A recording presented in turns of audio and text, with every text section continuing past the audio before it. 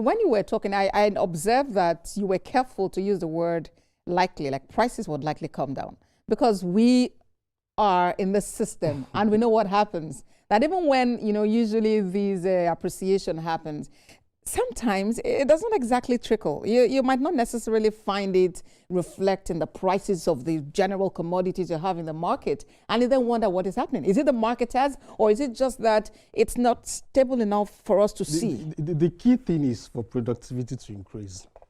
And how will productivity increase? There'll be production of more goods and services. So consumers can have more options.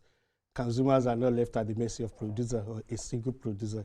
And I think if you look at the body language of this government or the economic managers, the managers of the economy, they frown somehow at anything that will limit supply in the markets.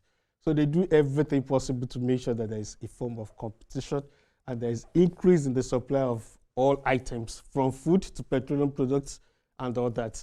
So government is doing a lot of things on different sides of the economy, trying to make sure there is adequate supply of goods and services. There's no supply gap at any point in time.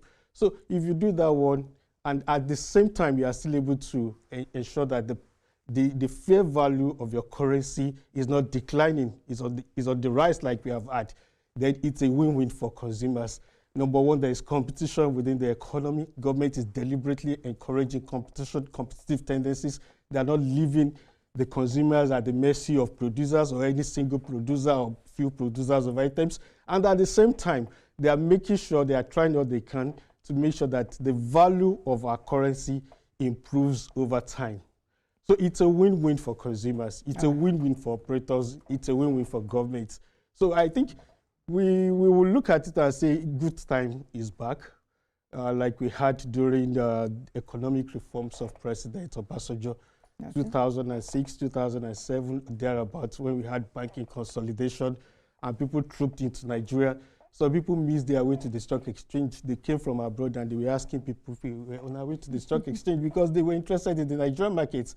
We are almost back to that period, provided we don't get carried away easily, complacency doesn't set in, provided we're able to sustain the tempo, look at the gains, look at the potentials, then look at the downside, the unintended consequences, and the likely abuse of these programs, of these reforms. If government can tighten up those loose ends, the economy is set to create massive weight. All right. People should begin to look at the opportunities that the economic direction presents.